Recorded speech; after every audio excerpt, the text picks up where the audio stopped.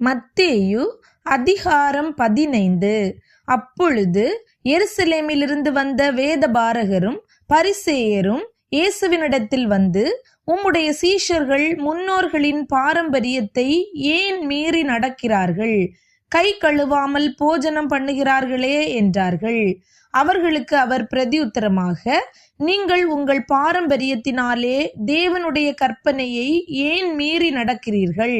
உன் தகப்பனையும் உன் தாயையும் கனம் பண்ணுவாயாக என்றும், தகப்பனையாவது தாயையாவது நிந்திக்கிறவன் கொல்லப்பட வேண்டும் என்றும் தேவன் கற்பித்திருக்கிறாரே.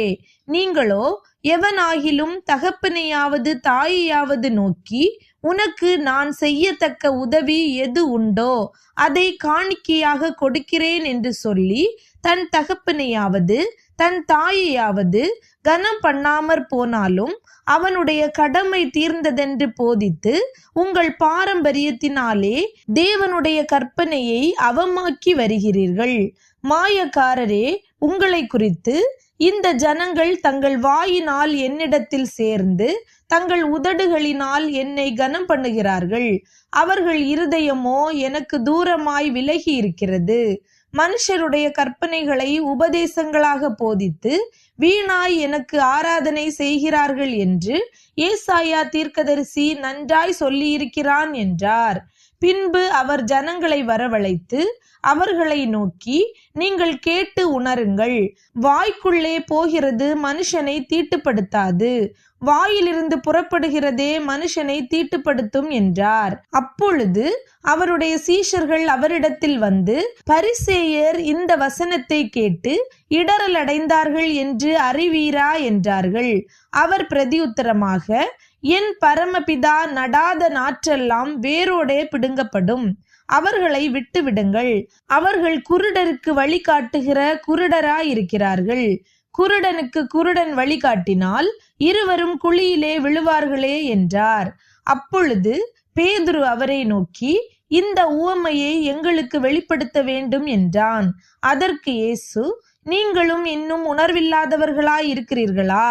வாய்க்குள்ளே போகிறதெல்லாம் வயிற்றில் சென்று ஆசன வழியாய் கழிந்து போம் என்பதை நீங்கள் இன்னும் அறியவில்லையா?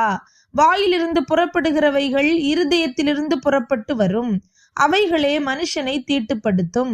எப்படியெனில், இருதயத்திலிருந்து பொல்லாத சிந்தனைகளும் கொலை பாதகங்களும் விபச்சாரங்களும் வேசித்தனங்களும் களவுகளும் பொய் சாட்சிகளும் தூஷணங்களும் புறப்பட்டு வரும். இவைகளே மனுஷனை தீட்டுப்படுத்தும். கை கழுவாமல் சாப்பிடுகிறது மனுஷனை தீட்டுப்படுத்தாது என்றார். பின்பு இயேசு அவ்விடம் விட்டு புறப்பட்டு தீரு சீதோன் பட்டணங்களின் திசைகளுக்கு போனார்.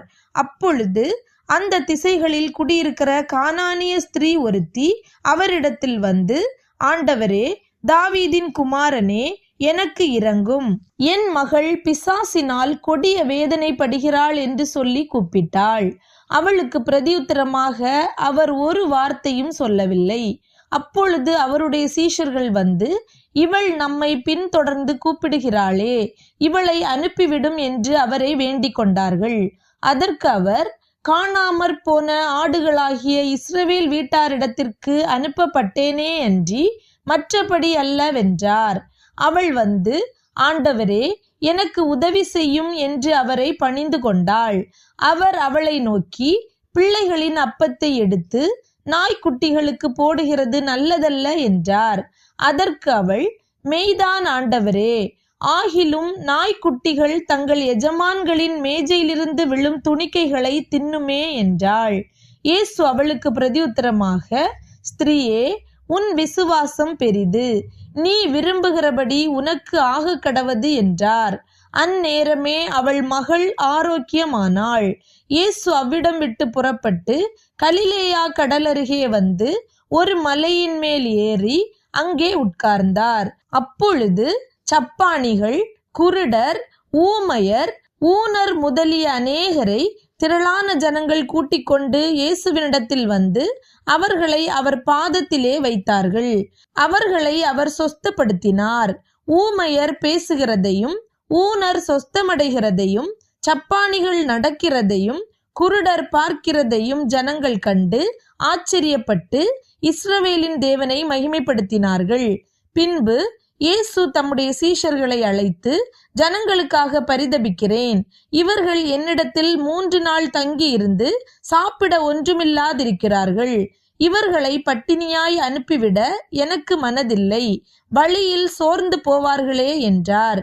அதற்கு அவருடைய சீஷர்கள், இவ்வளவு திரளான ஜனங்களுக்கு திருப்தி உண்டாகும்படி வேண்டிய அப்பங்கள் இந்த வனாந்தரத்திலே நமக்கு எப்படி அகப்படும் என்றார்கள். அதற்கு இயேசு, உங்களிடத்தில் எத்தனை அப்பங்கள் உண்டு என்று கேட்டார். அவர்கள், 7 அப்பங்களும் சில சிறு மீன்களும் உண்டு என்றார்கள்.